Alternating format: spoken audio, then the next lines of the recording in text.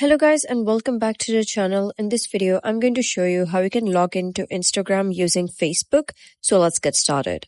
First of all, you got to open your Facebook account and then you got to click on profile here at the bottom right. Once you do so, you got to click on the three horizontal lines at the top left. And then scroll down till you find the option of settings and privacy. Click on it and then you got to click on settings. You'll be redirected to settings and privacy, and here you'll be able to see account center.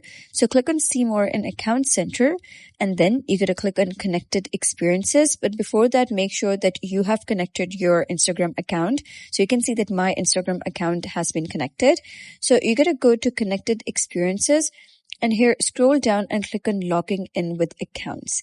Now it says that they're simplifying the way you log in. Starting in early 2026, all accounts will be able to log into each other.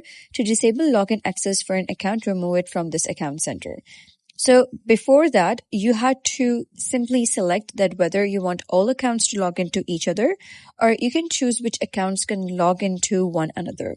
But now Facebook is changing its policy, and now all of the accounts that are connected will be able to log into each other.